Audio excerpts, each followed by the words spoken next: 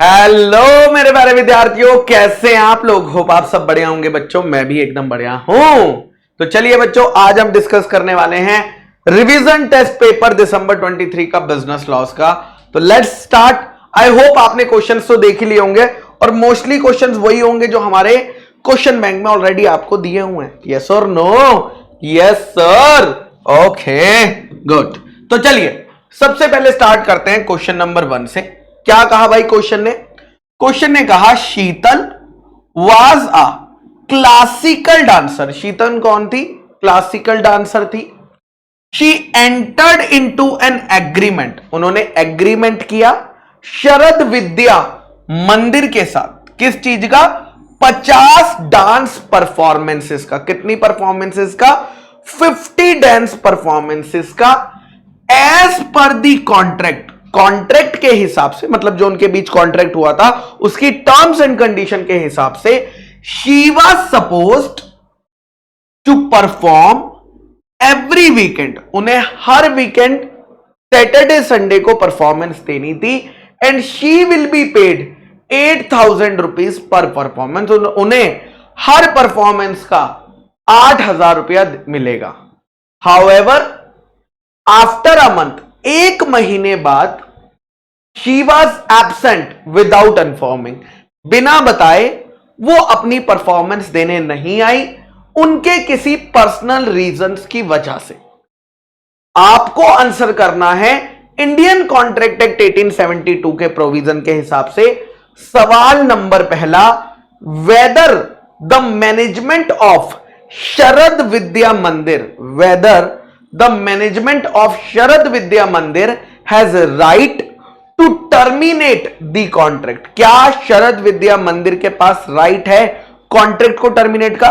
तो हम जानते हैं बेटा, इस केस में इंडियन कॉन्ट्रैक्ट एक्ट ये बोलता है आप चाहो तो कॉन्ट्रैक्ट को कंटिन्यू भी कर सकते हो और आप चाहो तो कॉन्ट्रैक्ट को कैंसिल भी कर सकते हो। दोनों ही ऑप्शन आपके पास अवेलेबल है। तो क्या इस केस में कैंसिल कर सकता है? बिल्कुल कैंसिल कर सकता है, कोई इशू वाली बात नहीं है। सेकंड केस बोलता है इफ द मैनेजमेंट, अगर मैनेजमेंट जो है इंफॉर्म करती शीतल को कि वो कॉन्ट्रैक्ट को कंटिन्यू करना चाहते हैं, क्या मैनेजमेंट स्टिल कैंसिल कर सकती है कॉन्ट्रैक्ट को? यानी एक महीने बाद अगर वो कॉन्ट्रैक्ट को कैंसिल करना चाहे, सेम रीजन देकर कि तुम पिछले महीने छुट्टी मारी थी, तो क्या वो ऐसा कर सकती है? The answer is no. अगर आपने एक बार कंटिन्यू कर लिया तो सेम रीजन देकर, सेम ग्राउंड्स पर आप फिर कॉन्ट्रैक्ट को टर्मिनेट नहीं कर सकते। थर्ड, आपको बताना है कि क्या शरद विद्या मंदिर डैमेजेस क्लेम कर सकती है या नहीं कर सकती है in any of the above cases. तो बेटा यहां पर राइट टू टर्मिनेट था, अगर आप टर्मिनेट करोगे तो आप डैमेजेस क्लेम कर सकते हो। हाउएवर कंटिन्यू पे भी आप डैमेजेस क्लेम कर सकते हो, लेकिन आप जब दोबारा कैंसिल करने की बात कर रहे हो उस कैंसिलेशन को अलाउड ही नहीं है। तो जब वो कैंसिलेशन ही अलाउड नहीं है तो उस कैंसिलेशन पे डैमेजेस क्लेम करने की बात नहीं उठती।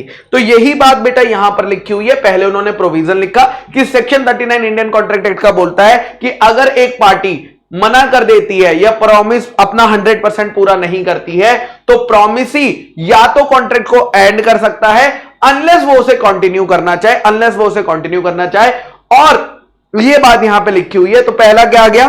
शीतल could not perform as per the terms of contract, तो they can terminate the contract. Next उन्होंने बताया कि management can not cancel the contract after a month on the same ground subsequently. और थर्ड, एज पर सेक्शन 75 जो शरद विद्या मंदिर है can claim damages that it has suffered because of in the breach of part 1। Sir part 2 क्यों नहीं लिखा है? बेटा इन्होंने part 2 इसलिए नहीं लिखा क्योंकि वो कह रहे हैं पार्ट 2 में ना आप कॉन्ट्रैक्ट कैंसिल ही नहीं कर सकते हो, इसलिए उन्होंने ये बात मेंशन नहीं करी कि पार्ट 2 में सेम रीजन पे जब आप कॉन्ट्रैक्ट कैंसिल नहीं कर सकते हो तो फिर डैमेजेस की बात कहां? हाउएवर अगर आप इसको समझोगे, अगर आप ये कहना चाहोगे कि सर कंटिन्यूएशन में भी तो कर सकते हैं, तो बिल्कुल कर सकते हैं। कंटिन्यू करो चाहे टर्मिनेट करो, दोनों ही केस में डैमेजेस तो आपको मिलेंगे, लेकिन एक बार अगर आपने कंटिन्यू कर लिया तो उसके बाद सेम रीजन पे आप उसको मना नहीं कर सकते, रिजाइन नहीं कर सकते। नेक्स्ट क्वेश्चन नंबर 2, परिधि एक माइनर है बेटा। परिधि कौन है? एक माइनर है जो फॉल्सली रिप्रेजेंट करती है अपनी एज। उसने अपनी एज झूठी दिखाई होगी, हो सकता है खुद को मेजर दिखाया होगा, और उसने अपनी झूठी एज दिखाकर एक लैपटॉप के दुकान वाले मिस्टर मित्तल से क्या खरीद लिया? लैपटॉप खरीद लिया 60,000 रुपए का ऑन 1 अगस्त। 1 अगस्त को उन्होंने लैपटॉप खरीद लिया, क्रेडिट पर उधार ले लिया। आप तो जानते हो माइनर के साथ करा गया कॉन्ट्रैक्ट वॉइड एब इनिशियो होता है। और यहां पर क्या आपको बताया है? अभी तक तो नहीं बताया कि लैपटॉप ऑनलाइन क्लासेस के लिए लिया है नहीं, क्योंकि अगर ऑनलाइन क्लासेस के लिए लिया होता तो मैं कहता कि ये तो नेसेसिटीज है, बट अभी तक सवाल में ये बात बताई नहीं गई। नेक्स्ट आता है शी प्रॉमिस टू पे। उन्होंने प्रॉमिस करा कि वो पूरा पैसा 60,000 विद इंटरेस्ट अगले साल की 31 जुलाई तक पे कर देगी। और उन्होंने कहा कि अगर मैं पे नहीं कर पाई तो मैं पापा की परी हूं और मेरे पापा इसका पैसा दे देंगे। 1 साल कंप्लीट हो गया और परिधि को बोला गया, किस चीज के लिए बोला गया? To pay the outstanding amount. परिधि को बोला गया to pay the outstanding amount with interest. She refuse to pay. उसने मना कर दिया पैसे देने से और बोला मैं तो माइनर हूं और इसीलिए तुम मुझसे सिंगल पेनी यानी 1 रुपया भी नहीं ले सकते हो। She will be carry. मैं मेजर हो जाऊंगी 1 जनवरी 2025 को और उसी के बाद जब मैं मेजर हो जाऊंगी तब मैं इस एग्रीमेंट को रेटिफाई कर दूंगी।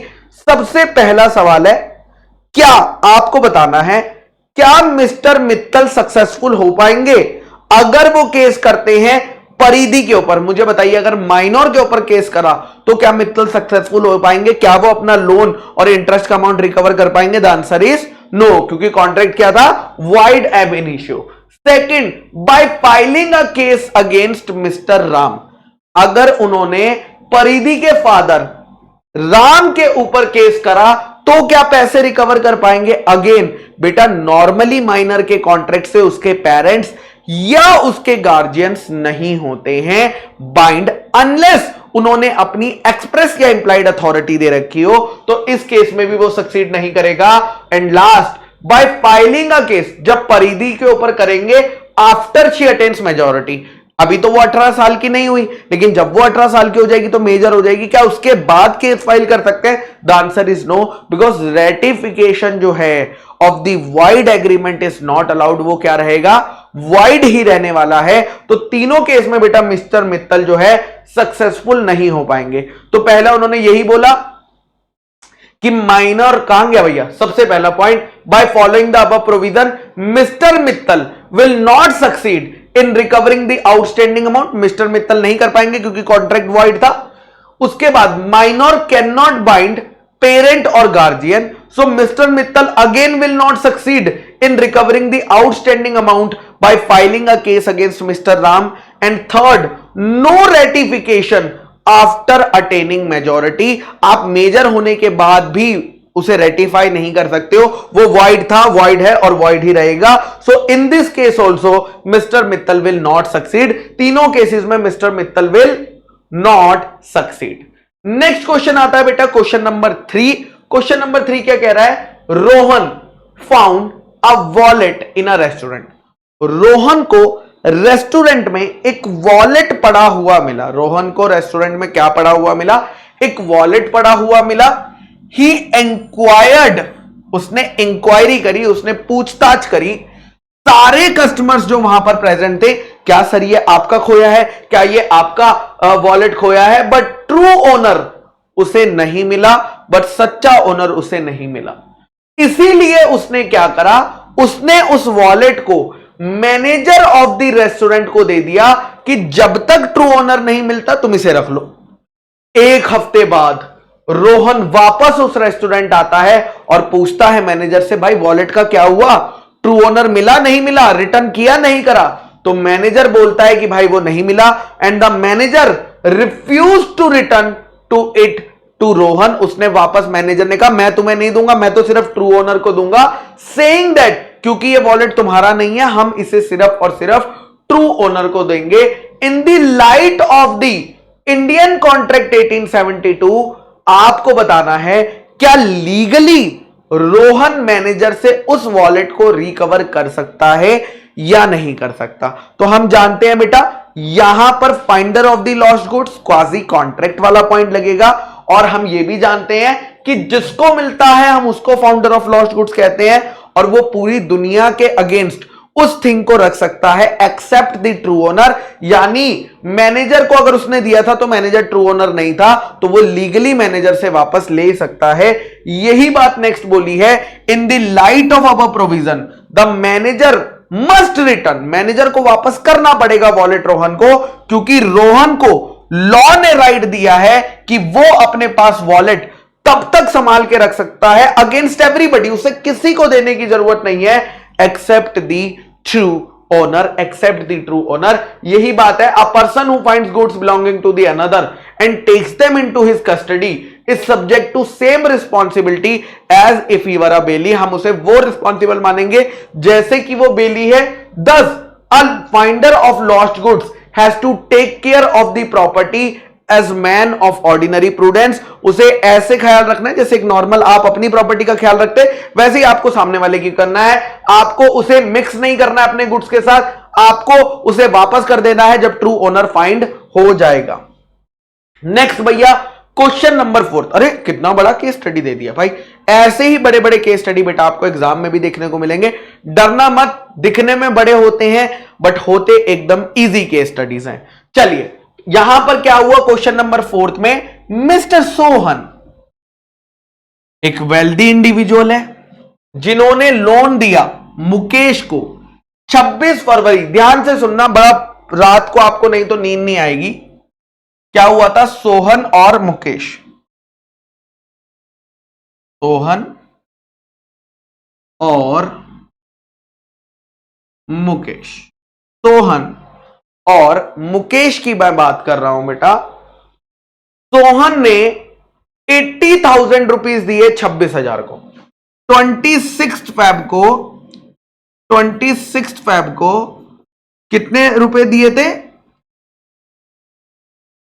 26 फैब को 80,000 रुपीज दिए, 80,000 रुपीज। Okay sir. उसके बाद मुकेश ने और पैसा मांगा और सोहन भाई ने 1 लाख दिए 28 फरवरी को। 28 फरवरी को कितने दिए, और 1 लाख रुपए उधार दिए, और 1 लाख रुपए उधार दिए। उसके बाद 3 मार्च को और 50,000 रुपए उधार दिए, 3 मार्च को और 50,000 रुपए उधार दिए। ठीक है, यानी टोटल लोन मल्टीपल डेट्स पे दिया गया है। 1.5 लाख प्लस 50 टोटल 2,30,000 रुपए का लोन दिया गया। कितना, टोटल 2,30,000 का लोन दिया गया। अब क्वेश्चन कहता है कि मुकेश ने एक पेमेंट करी। कितने की पेमेंट करी, मुकेश ने पैसा पे करा 75,000 रुपए। अब क्वेश्चन ये आता है, ये 75,000 इससे माइनस होंगे, ये 75,000 इससे माइनस होंगे, या ये 75,000 इससे माइनस होंगे। ये 75,000 कौन से अमाउंट में से सब्ट्रैक्ट किए जाएंगे, ये एक सवाल आता है। ठीक है, ओके सर। अब यहां पर बेटा जब मैंने ध्यान से देखा तो क्वेश्चन में बताया है, क्या बताया कि मुकेश ने जब ये 75,000 दिए थे तो उसने लेंडर को बताया था कि पहले जो है 50,000 में एडजस्ट करना और बाकी बचा हुआ 26 फरवरी से माइनस करना। यानी मुकेश ने कहा पहले 50,000 रुपए माइनस करना और उसके बाद जो बचेगा, यानी 75,000 में से 50,000 गए, कितना बचा, 25,000 रुपए, वो यहां से माइनस करना। ऐसा मुकेश ने ऑर्डर दिया, ऐसा मुकेश ने ऑर्डर दिया। लेकिन सोहन ने कहा कि नहीं, सोहन ने कहा तुम ऐसे नहीं कर सकते हो, तुम्हें पहला जो पेमेंट होगा वो ऑर्डर ऑफ टाइम में होगा, यानी पहले 75,000 इस 80,000 रुपए में से माइनस होंगे। आपको बताना है कि whether the contention of Mukesh, Mukesh ने ये जो तरीका बताया था कि पहले इसमें से माइनस करो 50,000 में से, फिर इसमें से माइनस करो, क्या ये इंडियन कॉन्ट्रैक्ट एक्ट के हिसाब से ठीक है या नहीं है। तो लॉ क्या बोलता है बेटा, पहली प्रेफरेंस किसको मिलेगी? पैसा पे करने वाले को मिलेगी। अगर पैसा पे करने वाले ने एक्सप्रेसली और इंप्लाइडली बताया है कि वो कौन से डेट के अगेंस्ट कर रहा है, तो आपको मुकेश की बात सुननी पड़ेगी। यानी मुकेश एकदम ठीक कह रहा है, मुकेश एकदम ठीक कह रहा है। सेकंड क्वेश्चन आता है, what would be your answer in case the borrower does not instead on such adjustment of repayment. अगर मुकेश ने नहीं बताया, सिर्फ 75,000 पे कर दिए, तब क्या होगा? तो बेटा आप जानते हो, फिर लॉस सेकंड प्रेफरेंस किसको देता है? सोहन को देगा। सेकंड प्रेफरेंस किसको देगा? सोहन को ये प्रेफरेंस देगा। क्या प्रेफरेंस देगा? कि भैया ये जो सोहन है ना, सोहन ये डिसाइड कर सकता है कि 75,000 रुपीज किसके अगेंस्ट वो अप्लाई करेगा, किसके अगेंस्ट अप्लाई करेगा। और लास्ट क्वेश्चन आता है, what would be the mode of adjustment. बंटवारा कैसे होगा अगर नाइदर, ना तो सोहन बताता है और ना ही मुकेश उसे एडजस्ट करता है, दोनों ही पार्टी नहीं करती, तो क्या होता है? तो बेटा फिर आपको लॉ की बात माननी होती है, that is order of time में, that is order of time में। तो यही बात यहां पर लिखी हुई है, as per the provisions of section 59 where a debtor owing several loans to one person and अगर वो एक्सप्रेस इंटीमेशन या इंप्लाइंग इंटीमेशन दे देता है, तो एप्रोप्रिएशन भी अकॉर्डिंगली होगा। Therefore the contention of mister Mukesh is correct. Therefore वो बता सकता है मुकेश की कंटेंशन करेक्ट है। सेकंड, अगर डेटर ओमिट कर गया है इंटीमेट करने से, एक्सप्रेसली और इंप्लाइडली अगर उसने नहीं बताया, तो उस केस में creditor at its own description, creditor के पास ये चॉइस दे दी गई है कि क्रेडिटर तुम कर सकते हो। So mister Mukesh fails to specify the manner, then Sohan Bai has the right to appropriate the payment as per his choice, as per his description. और लास्ट बेटा, इन द गिवन केस अगर मुकेश और सोहन नहीं करते हैं, then appropriation will be done on the can be made in proportion लिखा है, but यहां पे इन ऑर्डर ऑफ टाइम आएगा, इन ऑर्डर ऑफ टाइम आएगा। कौन सा? इन ऑर्डर ऑफ टाइम आएगा, इन ऑर्डर ऑफ टाइम। यहां पर इन्होंने प्रोपोर्शनेट तो लिख दिया है, बट एक्चुअली में इन ऑर्डर ऑफ टाइम आता है। प्रोपोर्शनेट क्यों लिखा है बेटा? प्रोपोर्शनेटली तब होता है अगर सेम डेट पे होते हैं, सेम टाइम पे होते हैं, तो प्रोपोर्शन वाला मेथड लगता है, बट वैसे यहां पर इन ऑर्डर ऑफ टाइम में करी जाएगी। क्लियर है क्या सबको? Yes sir. नेक्स्ट क्वेश्चन भाई, question number 5, question number 5 sir, इसे भी देख लेते हैं यार 5 को भी।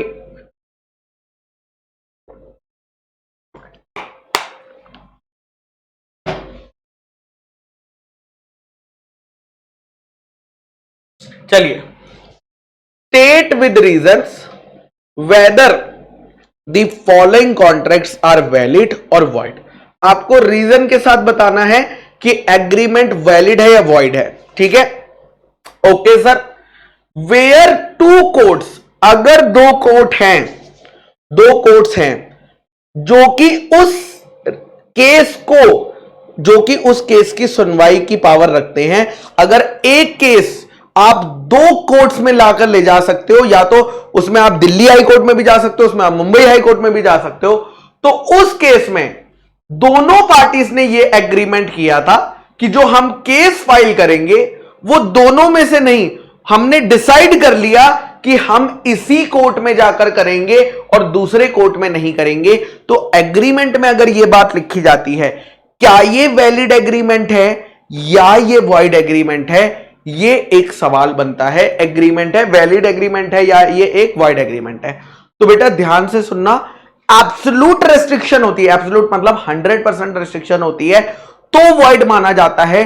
यहां पर 100% रेस्ट्रिक्शन नहीं है, यहां पर आप कोर्ट के पास जा सकते हो, बस वो कोर्ट डिसाइड कर लिया कि वो कौन सा कोर्ट होगा। यानी अगर हमारे पास ऑप्शन था कि दिल्ली कोर्ट में भी हम फाइल कर सकते थे, मुंबई कोर्ट में भी फाइल कर सकते थे, और एग्रीमेंट में हमने लिख दिया कि हम सिर्फ दिल्ली, अगर कोई भी कल को लड़ाई होती है तो दिल्ली कोर्ट में जाकर हम अपना फैसला करवाएंगे, तो फिर उस केस में एब्सोल्यूट रेस्ट्रिक्शन नहीं है, और इसीलिए ये क्या माना जाएगा, वैलिड माना जाएगा। इसलिए क्या माना जाएगा, वैलिड माना जाएगा।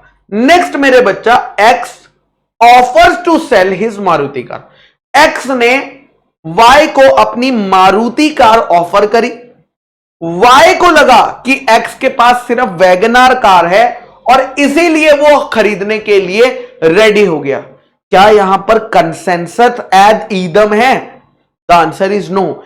Agreeing the same things at the same time in the same sense is missing here, और इसको हम मिस्टेक भी कह सकते हैं। ठीक है, तो यहां पर कंसेंसस नहीं है, यहां पर मिस्टेक है, तो इस केस में क्या होगा, वाइड। इस केस में क्या होगा, वाइड, बिकॉज ऑफ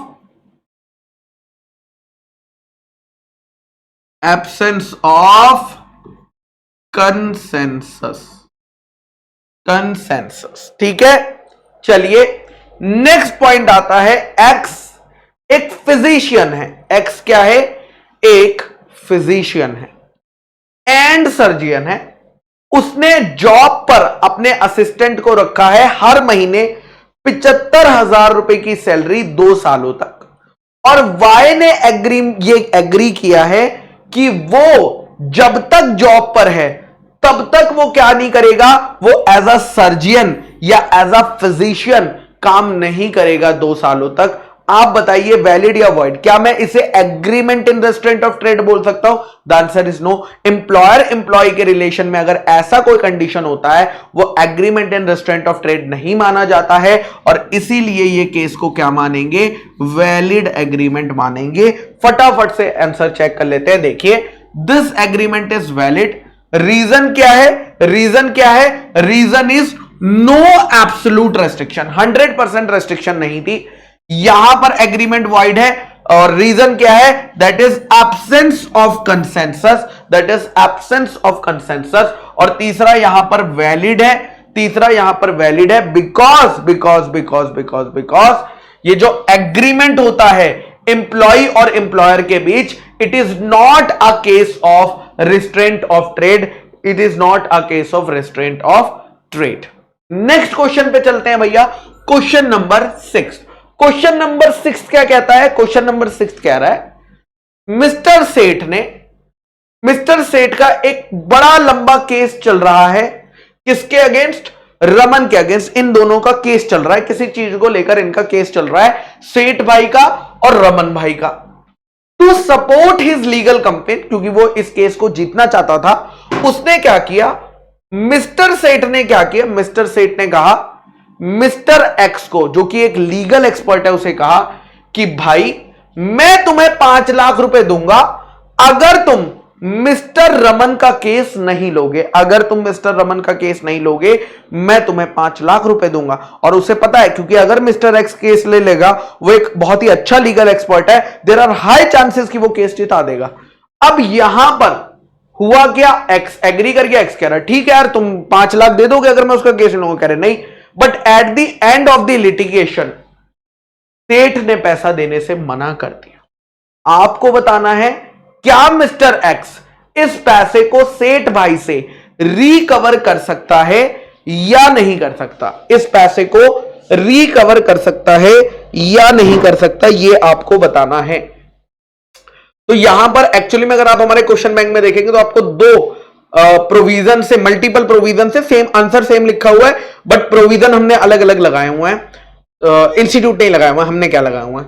यहां पर अगर आप देखेंगे तो हम मिस्टर एक्स को क्या कर रहे हैं, उसका ट्रेड करने से रेस्ट्रेंट कर रहे हैं, और ट्रेड करने से अगर आप रेस्ट्रेंट करते हो वो एक वाइड एग्रीमेंट होता है, और वाइड एग्रीमेंट के केस में आप दूसरे पर केस फाइल नहीं कर सकते। यानी क्या पैसे रिकवर कर पाएंगे? The answer is no. So an agreement by which any person is stopped from exercising a lawful profession is to that extent void, उसे void माना जाएगा। और इसीलिए इस केस को हम क्या मानेंगे, the contract between Seth and X is void and Mr X can not recover the amount promised by Mr Seth, और वो पैसा रिकवर नहीं कर सकते। अगर आप क्वेश्चन बैंक में चेक करेंगे तो इसे एक और प्रोविजन से सॉल्व किया हुआ है।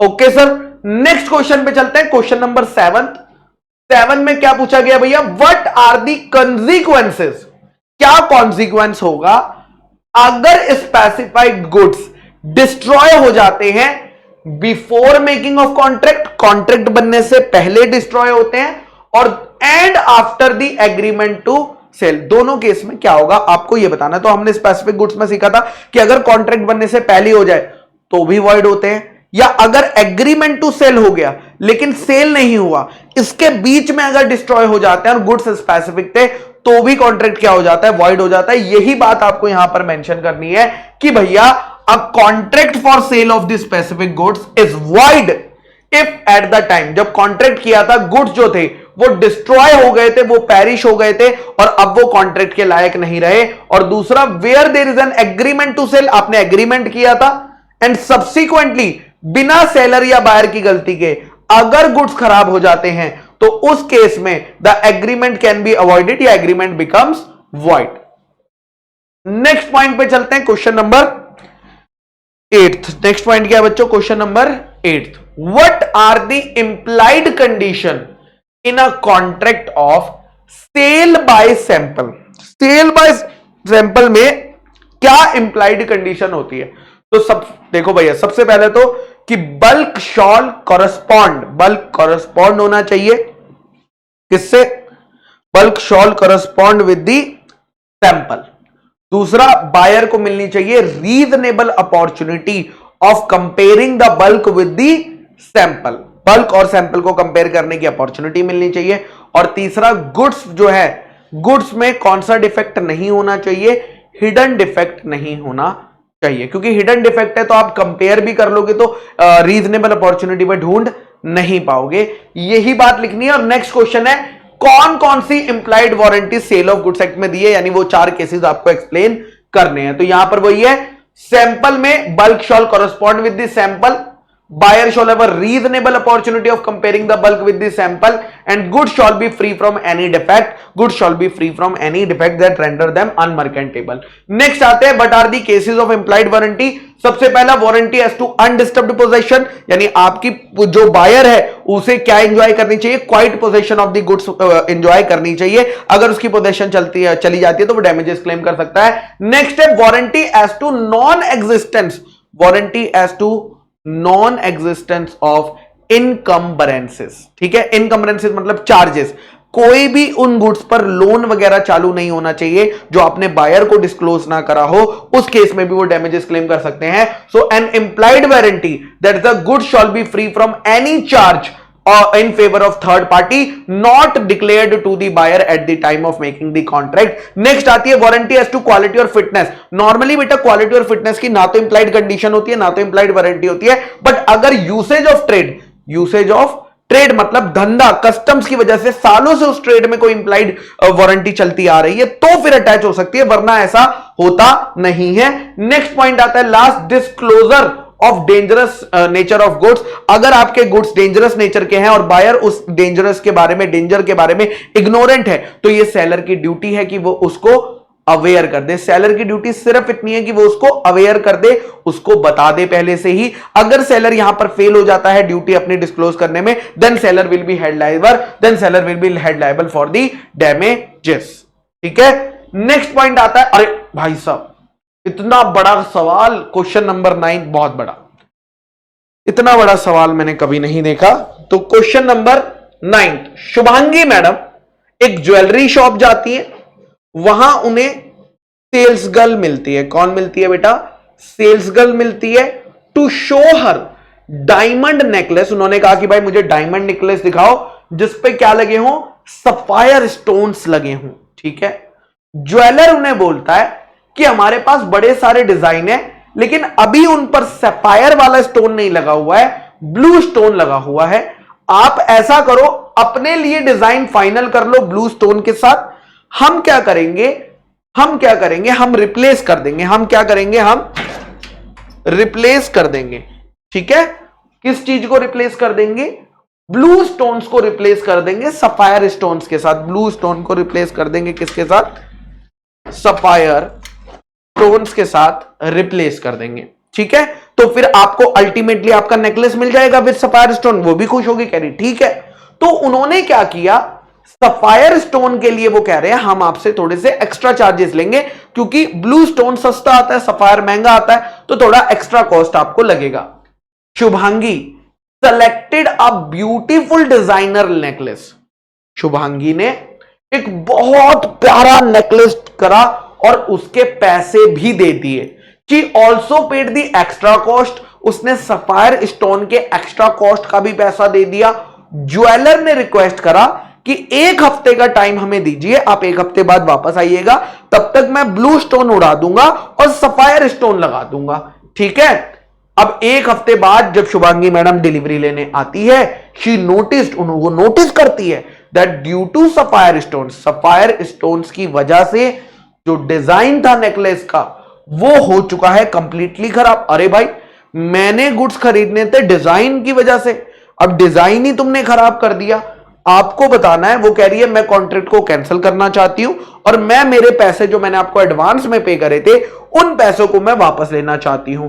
बट ज्वेलर बिंग ज्वेलर, उसने साफ मना कर दिया कि मैडम हम नहीं दे सकते हैं।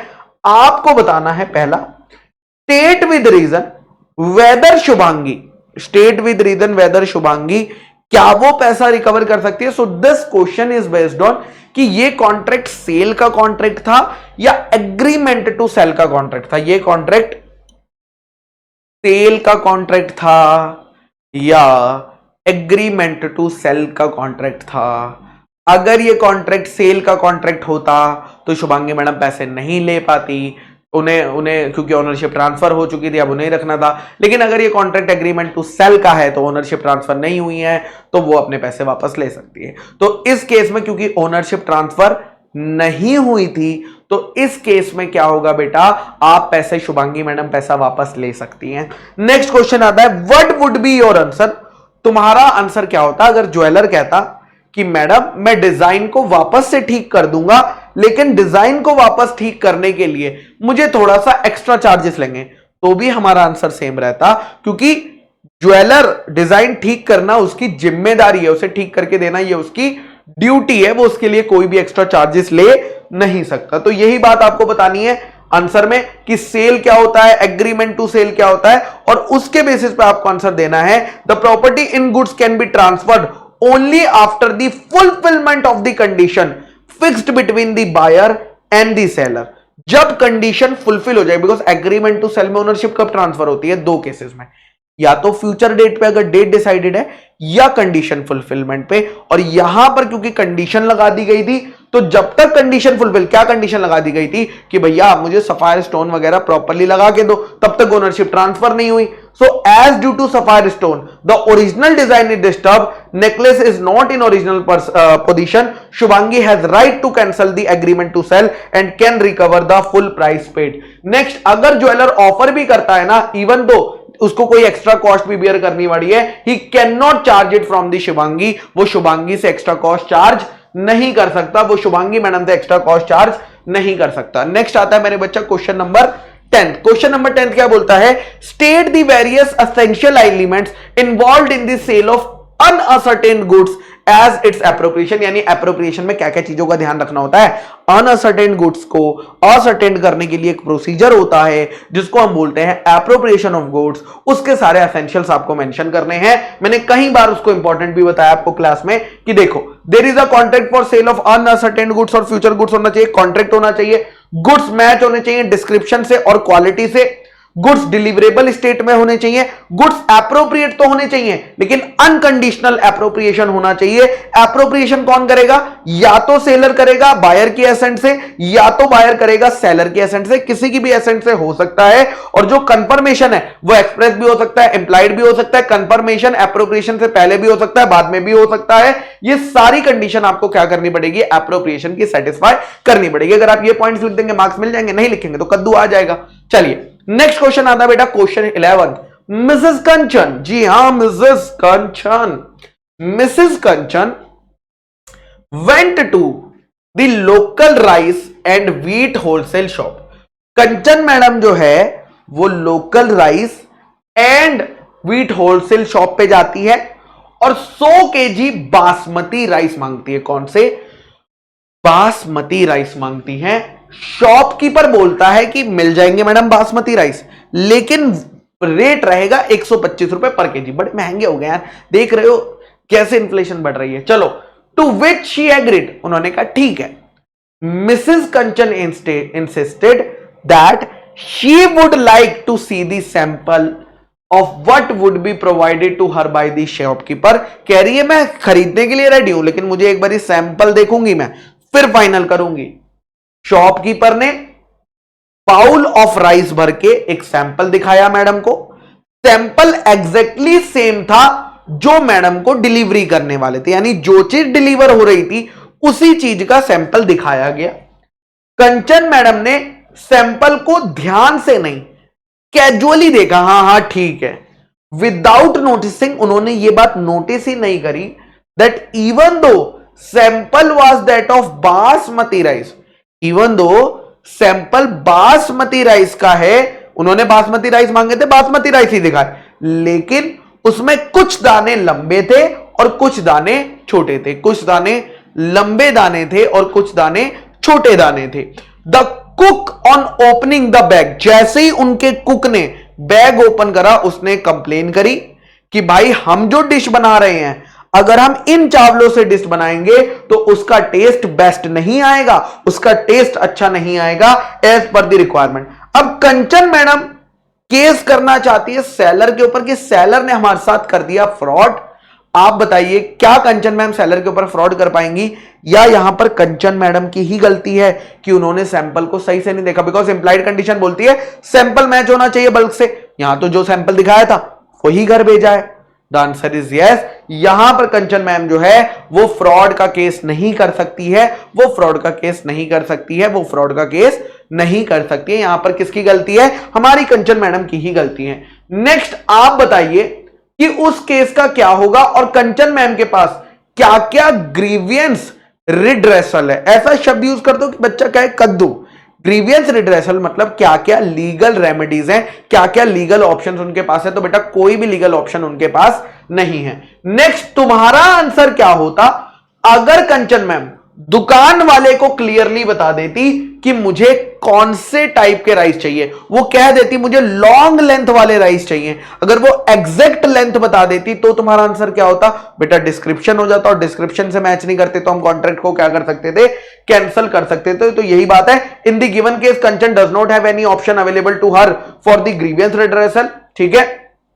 Next, in the given case Kanchan specified her exact requirement, then there is an implied condition है ना as to description that the goods that has been delivered must match with the description, must match with the description, otherwise seller will be liable.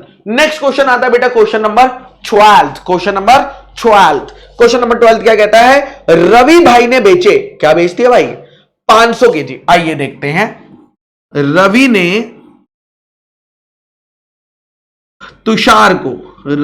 Tushar को वादा किया कितने bag देने का? 500 bags of wheat. इतना wheat क्या करेगा भाई ये? कह रहा है रोटी बनाएंगे, लंगर कराएंगे। जो करना है करो भाई तुषार भाई, हमें क्या लेना देना, हम तो अपने सवाल पे ध्यान देंगे। ईच बैग कंटेन्स, हर बैग में 50 किलो व्हीट है। रवि ने 450 बैग, ध्यान से देखिएगा, रवि ने 450 बैग रोड ट्रांसपोर्ट से भेजे हैं। किससे? रोड ट्रांसपोर्ट से भेजे हैं। Okay sir. And Tushar himself took, और बाकी जो 50 बैग थे उसकी डिलीवरी तुषार खुद ले गया, बायर खुद ले गया, उसकी डिलीवरी खुद, तुषार हिमसेल्फ। ठीक है। Okay. Before Tushar receives, Tushar को ये 450 बैग्स रिसीव होते, उससे पहले ही बेटा वो बैंकरप्ट यानी इंसॉल्वेंट हो गया। रवि बीइंग स्टिल अनपेड, अभी तक बेटा रवि कौन है? अनपेड है, उसे पैसा नहीं मिला। और वो इन बैग्स को रास्ते में रोकना चाहता है, लेकिन रवि का जो ऑफिशियल रिसीवर है वो कह रहा है ये 450 बैग मुझे चाहिए।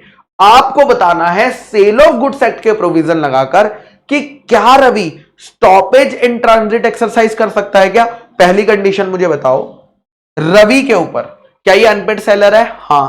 दूसरी कंडीशन बताओ, क्या गुड्स इसकी पोजीशन में है? The answer is no.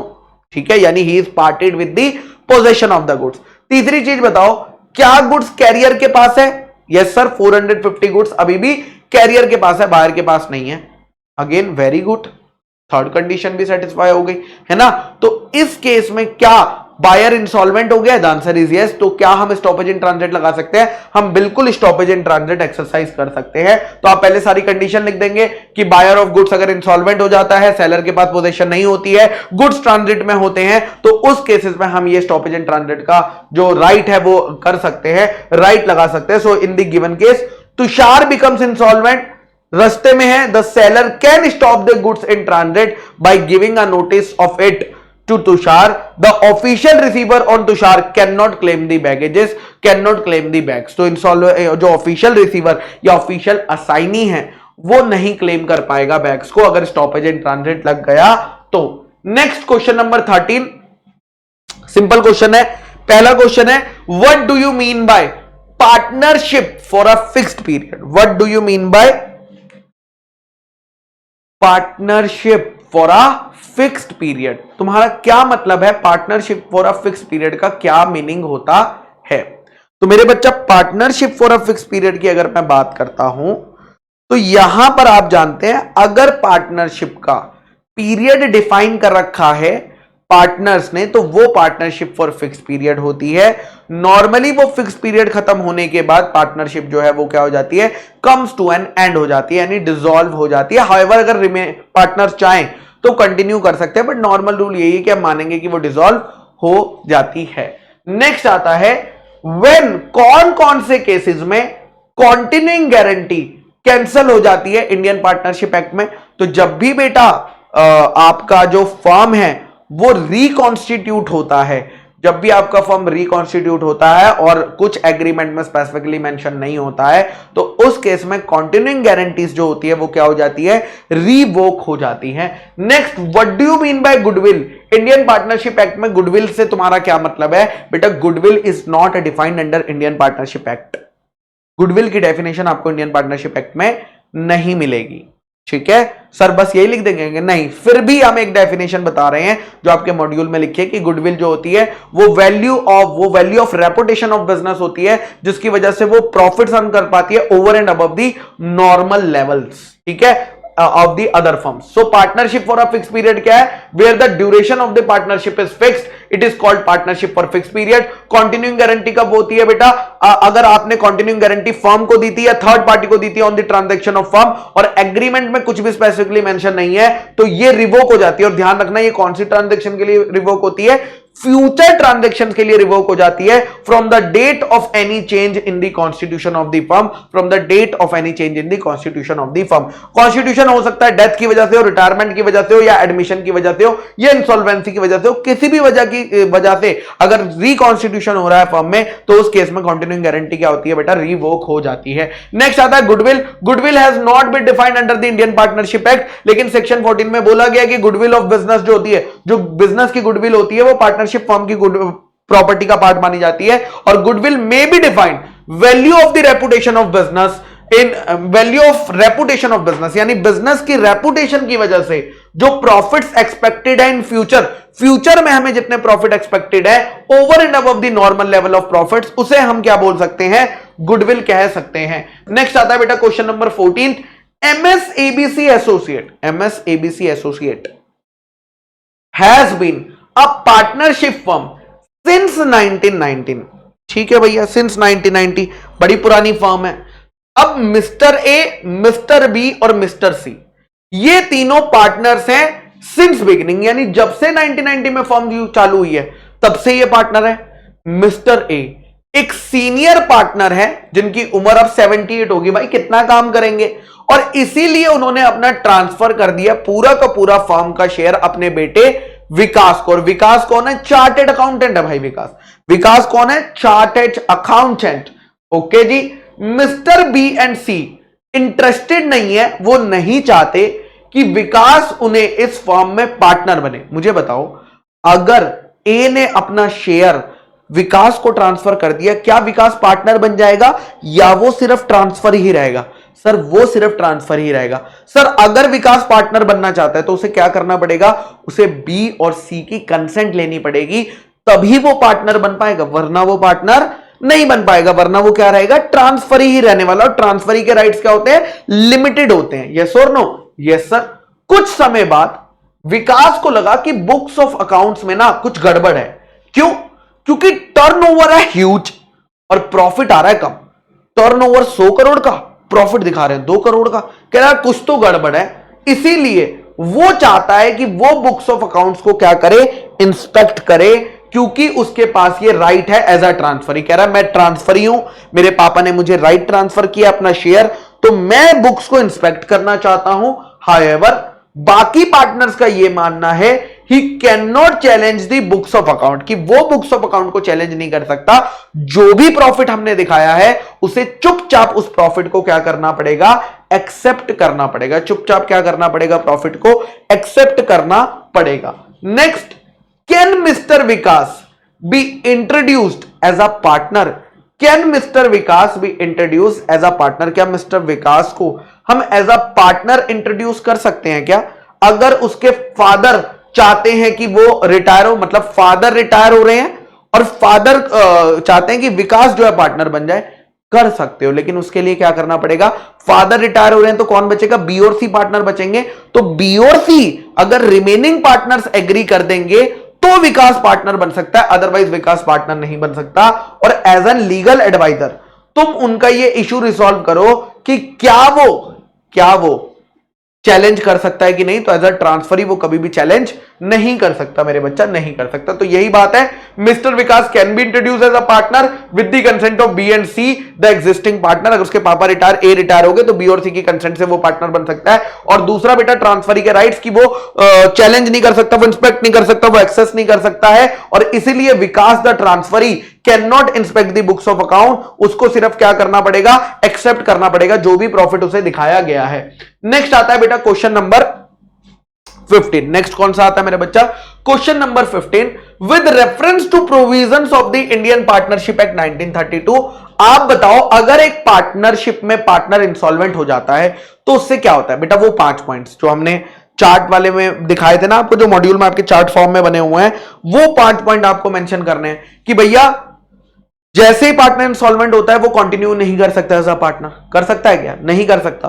कौन सी तारीख से उसका और पार्टनरशिप का रिश्ता खत्म हो जाता है? Date of order of adjudication. तो जिस दिन एडजुडिकेशन का कोर्ट का ऑर्डर आ जाता है उस दिन से पार्टनर अलग, पार्टनर के जो पार्टनर की पार्टनरशिप खत्म हो जाती है उस वाले पार्टनर की, और बाकी फर्म अलग होती है। तीसरा, क्या डेट ऑफ ऑर्डर के बाद अगर फर्म कोई भी कॉन्ट्रैक्ट करती है क्या उसके लिए इंसॉल्वेंट पार्टनर की प्रॉपर्टी लायबल होगी? The answer is no.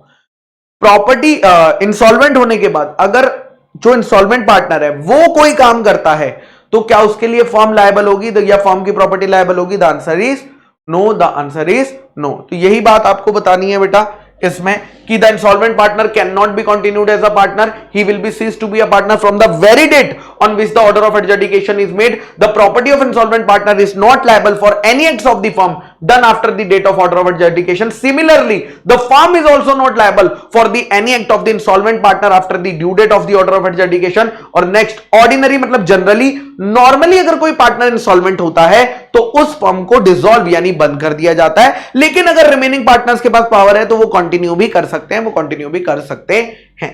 ठीक है, चलिए नेक्स्ट आता है क्वेश्चन नंबर 16, मास्टर एक्स। कौन सा भाई? Master X. Master X was introduce to the benefits of partnership. उन्हें बेनिफिशियरी बनाया गया एबीसी एंड को फर्म में with the consent of all the partners. यानी वो कौन है? माइनर है। आफ्टर अटेनिंग मेजोरिटी, माइनर थे तो उन्हें बेनिफिशियरी बनाया।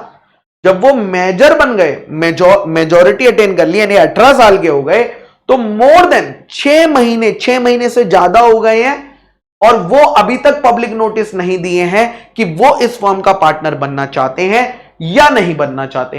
लेटर ऑन मतलब उसके मेजर बनने के बाद, लेटर ऑन का मतलब क्या है, उनके मेजर बनने के बाद मिस्टर एल ने क्या किया, सप्लाई किया मटेरियल इस पार्टनरशिप फर्म को, ठीक है, okay, and file a suit, और जब बाद में उन्होंने फर्म ने पैसा नहीं दिया तो फर्म के ऊपर केस फाइल कर दिया।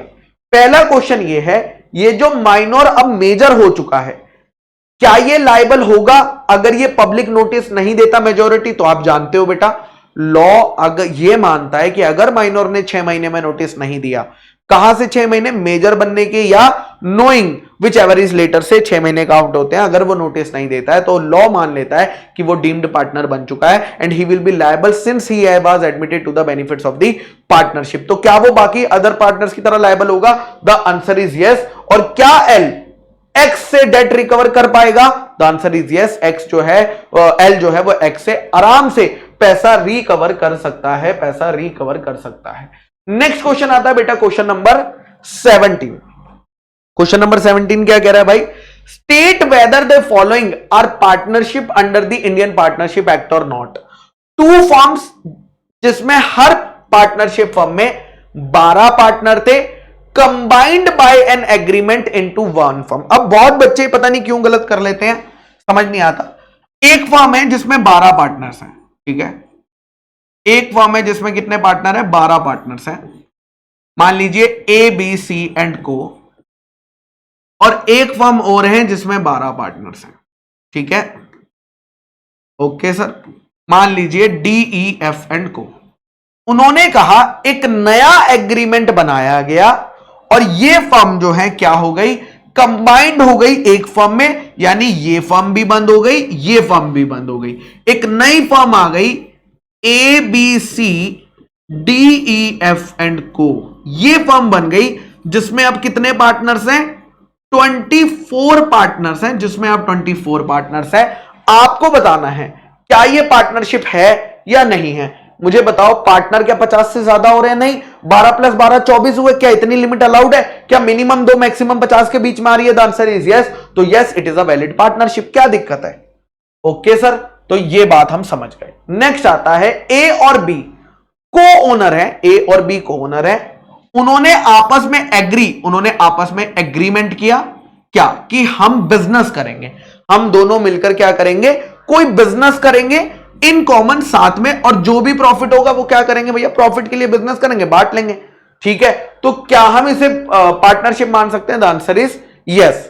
नेक्स्ट आता है some individual form an association to which each individual, कुछ लोगों ने मिलकर एक एसोसिएशन बनाया जिसमें सब लोग 500 रुपए मिलाएंगे। The objective of the association का ऑब्जेक्टिव यह था कि वो कपड़े, इन पैसों से कपड़े प्रोड्यूस करेंगे और फिर फ्री में वॉर विडोज को बांट देंगे। क्या यहां पर बिजनेस एक्टिविटी हो रही है for profit? The answer is no. तो क्या हम इसे पार्टनरशिप कह सकते हैं? नहीं कह सकते हैं। नेक्स्ट आता है बेटा ए और बी को ओनर है, उनके पास एक लैंड है और उस लैंड से जितना भी रेंट आता है ना वो आपस में बांट लेते हैं। लैंड से जो भी रेंट आता है वो क्या करते हैं, आपस में बांट लेते हैं। देखो, को ओनर है, जो भी रेंट आएगा वो आपस में बांट ही तो लेंगे, है ना, क्योंकि इतना हिस्सा तेरा, इतना हिस्सा मेरा है, तो हमें बांटना ही पड़ेगा। तो इस केस में मेरे बच्चा वो क्या कहेंगे, it is not a partnership. But, और यहां पर बिजनेस भी नहीं है, बट अगर ए और बी साथ में उस लैंड के ऊपर कोई बिजनेस करते साथ में, जैसे मान लो रेस्टोरेंट खोल लेते, जैसे मान लो कोई और बिजनेस कर ले, स्टार्ट करते, तो क्या वो पार्टनरशिप होती? The answer is yes. तो वो पार्टनरशिप होती, ये आपको याद रखना है। ए और बी ने कहा हम एक कॉमोडिटी खरीदेंगे, फिर हम उसे बेचेंगे और जो भी उससे प्रॉफिट कमाएंगे वो बांट लेंगे। क्या ये पार्टनरशिप है? The answer is yes. तो यही बात यहां पर लिखी होगी मेरे बच्चा, yes yes no no yes. तो देख लेते हैं, हमने भी यही कहा होगा, yes yes no no yes. चलिए नेक्स्ट क्वेश्चन पे चलते हैं। Question number 18। क्वेश्चन नंबर 18 में पूछा गया है सर, क्या पूछा गया है सर? क्वेश्चन नंबर 18 में पूछा गया है discuss the conditions under which LLP will be liable. ऐसी कंडीशंस को डिस्कस करो under which LLP will be liable and not liable for the acts of the partner under LLP. कौन कौन से केसेस में एलएलपी लायबल होती है और कौन कौन से केसेस में एलएलपी लायबल नहीं होती है। देखो हम जानते हैं कि every partner of the LLP is the agent of the LLP but not of the other partners, यानी अगर एलएलपी का पार्टनर कोई भी कॉन्ट्रैक्ट करता है बिजनेस में तो उसके लिए एलएलपी लायबल होती है। नॉर्मल रूल यही है क्योंकि it is a agent of LLP. But LLP कब लायबल नहीं होगी अपने पार्टनर के कॉन्ट्रैक्ट के लिए? अगर दो कंडीशन सेटिस्फाई हो जाती हैं। पहला, उस पार्टनर के पास वो कॉन्ट्रैक्ट करने की अथॉरिटी नहीं थी, और दूसरा, थर्ड पार्टी को पता था कि इस पर्सन के पास ये अथॉरिटी नहीं है। तो यही बात हमें बेटा बतानी है। देखेंगे, the LLP is liable if a partner is liable to pay any person as a result of wrongful act और omission on his part in the ordinary course of business. लेकिन LLP is not bound by anything if partner has no authority, partner के पास authority नहीं थी, and third party knows that he has no authority, और third party को पता था कि इसके पास अथॉरिटी है नहीं है, या उसे यही नहीं पता था कि वो जिसके साथ कॉन्ट्रैक्ट कर रही है वो एलएलपी का पार्टनर है, तो उस केस में एलएलपी जो है बच जाएगी। नेक्स्ट क्वेश्चन आता है बीसी प्राइवेट लिमिटेड। ओहो, BC private limited and it's subsidiary KL private limited. Okay, एक कंपनी है, लेट्स सॉल्व इट, देखते हैं क्या होता है। BC private limited holding company है। क्या है बेटा? होल्डिंग कंपनी है, उसकी एक सब्सिडरी है केएल प्राइवेट लिमिटेड। ये कौन है बेटा? सब्सिडरी कंपनी है। ये कौन है बेटा? सब्सिडरी कंपनी है। ठीक है जी। ये होल्ड करते हैं, ये होल्ड करती है 90,000 और ये होल्ड करती है कितने भाई? कितना मेंशन है? 70,000। कौन सी कंपनी में होल्ड करते हैं? पीक्यू प्राइवेट लिमिटेड में। कौन सी कंपनी में? पीक्यू प्राइवेट लिमिटेड में। ये दोनों 90,000 और 70,000 शेयर होल्ड करते हैं। इस कंपनी के टोटल शेयर कितने हैं बेटा? 3 लाख। इस कंपनी के टोटल शेयर कितने हैं? 3 लाख टोटल शेयर्स हैं। आपको बताना है कि क्या ये कंपनी, ये जो कंपनी है पीक्यू प्राइवेट लिमिटेड, क्या ये सब्सिडरी है बीसी प्राइवेट लिमिटेड की या नहीं, ये अभी के लिए पूछा गया है। तो देखो बेटा, ये कंपनी डायरेक्टली कितने होल्ड करती है? डायरेक्टली होल्ड करती है ये कंपनी, डायरेक्टली कितने होल्ड करती है? Sir directly 90,000।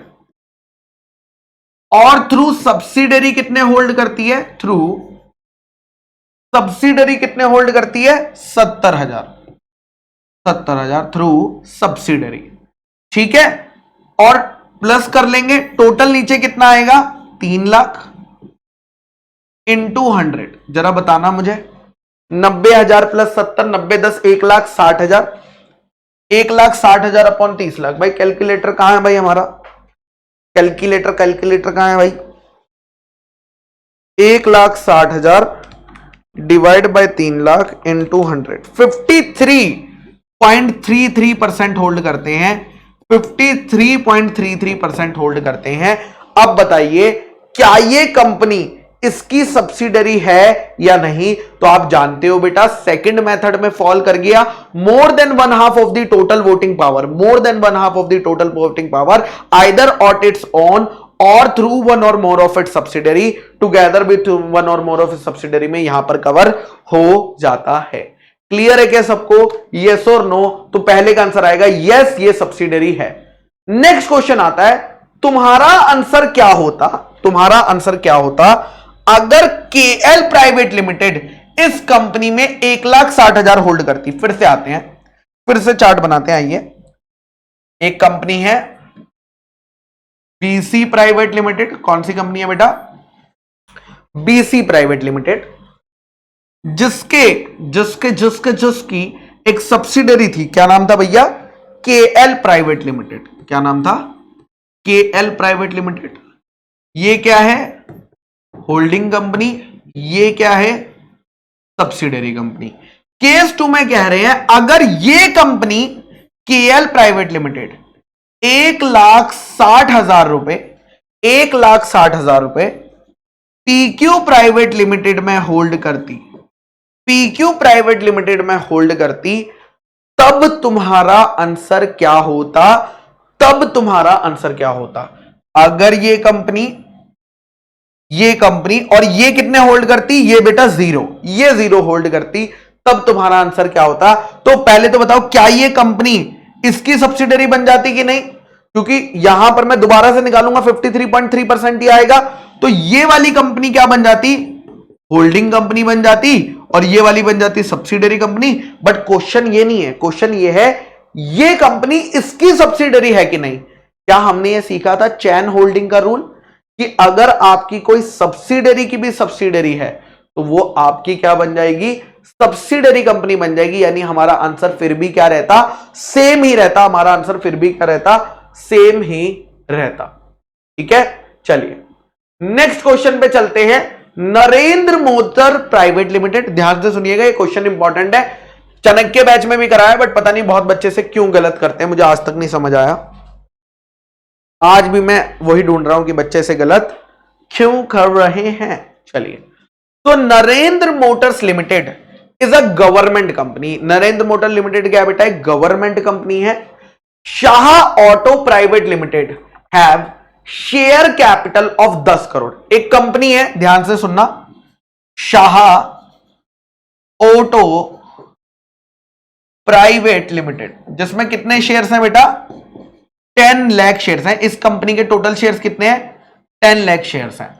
और Narendra Motors limited, Narendra Motors limited, Narendra Motors limited जो है ना, वो इसमें कितना होल्ड करती है, 5,05,000 होल्ड करती है, 5,05,000 शेयर्स होल्ड करती है।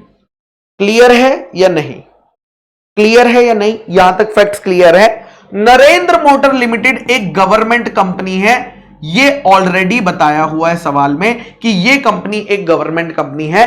सवाल ये पूछा है क्या शाह ऑटो प्राइवेट लिमिटेड एक गवर्नमेंट कंपनी है या नहीं है। शाह ऑटो प्राइवेट लिमिटेड एक गवर्नमेंट कंपनी है या नहीं है, इस बात का सवाल पूछा गया है। क्लियर है क्या सबको। हां, तो यहां पर मेरे बच्चा अगर आप देखोगे तो 5,05,000 डिवाइड बाय 10 लाख इंटू 100 कितना परसेंट आएगा बेटा, 50.50%। अब जैसे ही 50.50% आता है, जैसे ही 50.50% आता है, बच्चा कहता है कि सर गवर्नमेंट कंपनी में तो minimum 51% of the paid up share capital बोला है, मतलब ये कंपनी गवर्नमेंट कंपनी नहीं है। वो भूल जाता है कि गवर्नमेंट कंपनी बनने के कितने मेथड है, 2 मेथड है। पहला मेथड है अगर गवर्नमेंट इस कंपनी में मिनिमम 51% होल्ड कर रही है तो हम उसे गवर्नमेंट कंपनी कहेंगे, और दूसरा मेथड यह है कि अगर यह कंपनी किसी गवर्नमेंट कंपनी की सब्सिडरी है तो भी उसे गवर्नमेंट कंपनी का दर्जा दिया जाएगा। आप मुझे बताइए सब्सिडरी कंपनी की डेफिनेशन, यानी मेथड 2 जो सब्सिडरी कंपनी का है उसकी डेफिनेशन में क्या बोला है, मोर देन 50% बोला है या वहां भी 51 बोला है। सर सब्सिडरी कंपनी में तो मोर than 1/2 of the total voting power बोला है। क्या ये मोर देन 1/2 है, क्या ये मोर देन 50% है, द आंसर इज यस। यानी ये कंपनी क्या है, सब्सिडरी बन गई। और जैसे ही ये कंपनी सब्सिडरी बन गई एक गवर्नमेंट कंपनी की, जैसे ही ये कंपनी सब्सिडरी बन गई एक गवर्नमेंट कंपनी की, ऑटोमेटिकली ये कंपनी क्या बन जाएगी, इसे भी गवर्नमेंट कंपनी का दर्जा मिल जाएगा, इसे भी क्या मिल जाएगा, गवर्नमेंट कंपनी का दर्जा मिल जाएगा। ठीक है, तो यहां पर आप इसे पढ़ सकते हो, है ना, यही बात यहां पे लिखी है। And therefore this company will also be considered as a government company. ठीक है, ओके सर। नेक्स्ट पार्ट बेटा आपका बीसीआर का है। बीसीआर का तो मैं आपसे ये रिक्वेस्ट करूंगा कि आप, क्योंकि रिवीजन टेस्ट पेपर है, तो आप खुद से एक बारी सारे क्वेश्चंस को, ये एक तो आरटीपी ना एक दिन में मत करो यार प्लीज, उसे नाम के लिए मत करो, है ना। आरटीपी को आपको क्या करना होता है, मल्टीपल डेज में कवर करना होता है, ये एक दिन में कवर नहीं होती। क्वेश्चन तो आप इसलिए कर लिए लॉ के क्योंकि हमने सारे करे हुए। अगर आपने क्वेश्चन बैंक देखा होगा, बहुत हार्डली आपको कोई नया क्वेश्चन देखा होगा इसमें, यस और नो। अगर क्वेश्चन बैंक किया होगा, जिसने क्वेश्चन बैंक किया ही नहीं होगा उसके लिए तो सब कुछ ही नया है ना। ओके, तो आप क्या करना, बीसीआर के पोर्शन को आप डेली एक एक जैसे जैसे आप टॉपिक कंप्लीट करते जा रहे हो, उसकी ये वाली आरटीपी और पिछली 2 आरटीपी उस टॉपिक से रिलेटेड खुद सॉल्व करेंगे, तब आपको आइडिया ज्यादा बेटर लगेगा। और बिना प्रैक्टिस के जाओगे तो फिर आपको बीसीआर में भी दिक्कत आने वाली है। ठीक है, चलो टाटा बाय बाय।